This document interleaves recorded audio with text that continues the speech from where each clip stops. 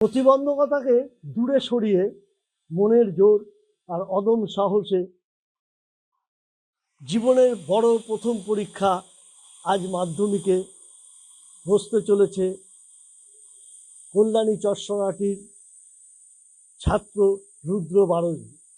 বয়স যখন 7 তখন থেকেই ধীরে ধীরে তার হাত পার শক্তি কমে যায়, হাঁটাচলা করা পারেন না, পাশাপাশি কোনো রকমে শুয়ে সে লেখে। তবুও কিন্তু রাইটার দিতে চাইলেও তিনি নিজে লিখেই পরীক্ষা দেবেন বলে ছাত্রটির দাবি। সে মতো তাকে আজ সত্যপ্রিয় বিদ্যাপীঠের যেখানে তার পরীক্ষার আসন পড়েছে সেখানে তাকে তার বাবা মা নিয়ে আসে।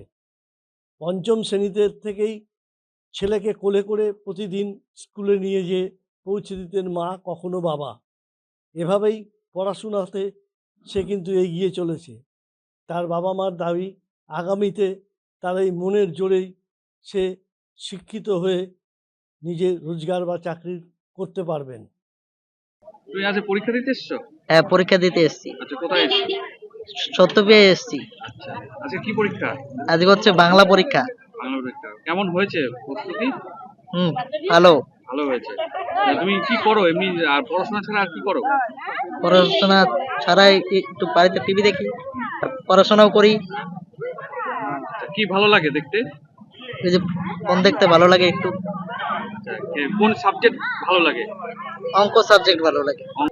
এবার সমস্যা হচ্ছে ওর যে ও হাঁটা শিখেছিল একটু লেট করে, ঠিক আছে, 3-3.5 বছর হাঁটা শিখেছিল। এবার হাঁটা শেখার পরে মোটামুটি 7-7.5 বছর হেঁটেছে। এবার ডাক্তারকে আমি জেএনএম হসপিটালে দেখিয়েছিলাম, জেএনএম থেকে পাঠালো আপনার এই কলকাতার নিমান্সে পাঠিয়েছে, এই নীলরতনে। ওইখান থেকে রিপেয়ার করে পাঠালো ব্যাঙ্গালোর। কি সমস্যা, কি হচ্ছে? সমস্যা হচ্ছে আপনার হাঁটতে পারে না, আচ্ছা, হাঁটতে পারে না, প্লাস হাত পা মানে সব হাতও তুলতে পারে না, পাও বেঁকিয়ে গেছে, হাত বেঁকিয়ে গেছে, ঠিক আছে, পিঠের এখান থেকে সিদ্ধারা বেরিয়ে গেছে, ঠিক আছে। তারপর হচ্ছে আপনার এখন বসে বসে আর কি পড়াশোনাও করাচ্ছে। একটা হাতে মানে দুটো পা এবং দুটো হাতই মানে হাতে লিখে বসে, নিচে বসে অ্যাঙ্গেল হয়ে সাইড হয়ে বসে আস্তে আস্তে আস্তে আস্তে আস্তে আস্তে লিখি। বাংলা পরীক্ষা মাধ্যমিক না? মাধ্যমিক। ছেলের কি পরিস্থিতি?